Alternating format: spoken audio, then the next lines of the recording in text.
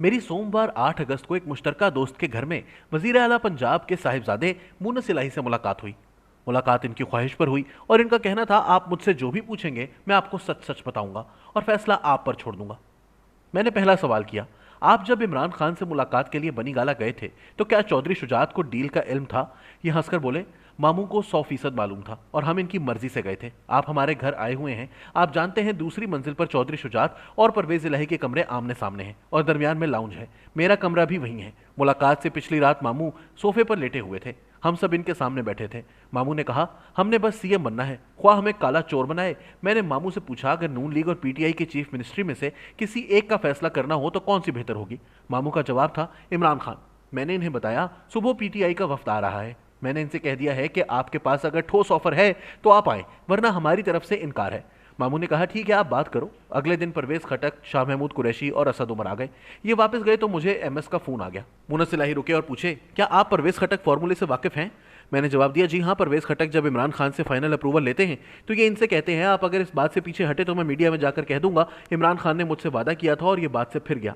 इमरान खान अगर ओके कर दें तो परवेज खटक फिर बात आगे बढ़ाते हैं, वरना साइड पर हो जाते हैं। ये टेक्निक परवेज खटक फॉर्मूला कहलाती है। मुनस इलाही हंसकर बोले, बिल्कुल सही।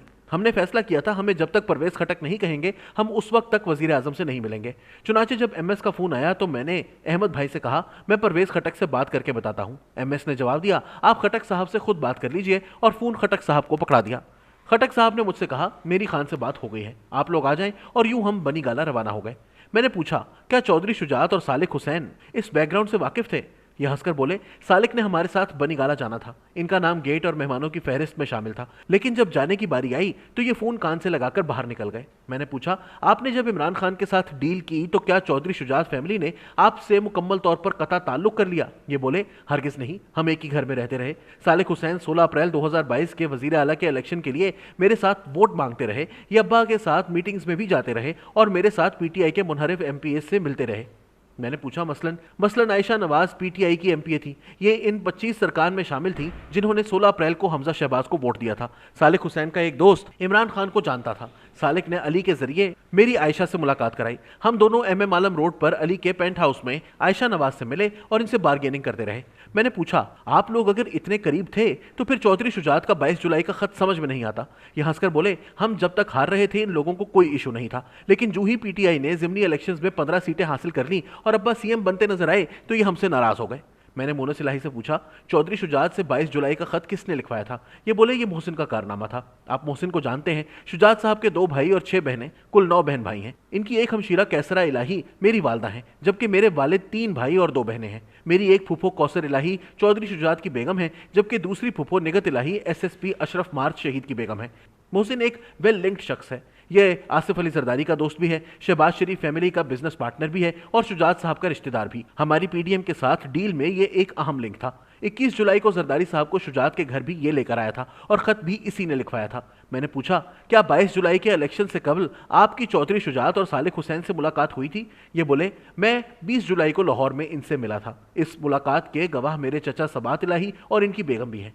मैंने मामू से कहा, आप अब्बा को चीफ मिनिस्टर देखना चाहते थे, अल्लाह हमें मौका दे रहा है, हमें अब इख्तलाफात खत्म कर देने चाहिए। मामू ने कहा, ठीक है, आप चीफ मिनिस्टर बने, हम इसके बाद मिलेंगे।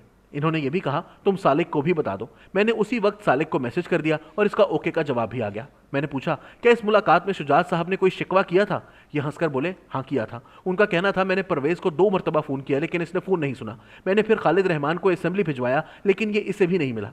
खालिद रहमान चौधरी शुजात और परवेज इलाही के जवानी के गहरे दोस्त हैं। मैंने मामू को बताया, अब्बा उस वक्त 15 नए एमपीएस का हलफ ले रहे थे। बहरहाल किस्सा मुख्तसर, गिला शिकवा खत्म हो गया। मैंने पूछा, क्या इसके बाद आपकी इनसे कोई मुलाकात हुई? ये बोले, मैं 22 जुलाई की सुबह एक बार फिर इनके पास गया था। ये लाउंज में व्हील चेयर पर बैठे थे। मैंने इनसे पूछा, मामू क्या आपने डिप्टी स्पीकर को खत लिखा है? इन्होंने जवाब दिया, हाँ मैंने लिखा है। मैंने कहा, इसका मतलब ये है आप अब्बा को सीएम नहीं देखना चाहते? मामू ने मुझे इशारा किया, आप मुझे साइड पर ले जाओ। मैंने इनकी व्हील चेयर को पुश किया और इन्हें दूसरों से दूर दरवाजे के करीब ले गया, लेकिन सालिक भी साथ ही आ गया। मैंने दोबारा खत का पूछा। ये बोले, मुझे इमरान खान का सीएम कबूल नहीं, परवेज सिर्फ मेरा सीएम बनेगा। ये हमारे साथ आ जाए, मैं 2 दिन में इसे सीएम की कुर्सी पर बिठा दूंगा। मैंने कहा, मामू हम इमरान खान के उम्मीदवार हैं, हम आज कैसे पीछे हट सकते हैं? आपसे इस तरह हमारा ताल्लुक खत्म हो जाएगा। सालिक फौरन बोला, ताल्लुक रह कहाँ गया है, और यूं ये मुलाकात खत्म हो गई।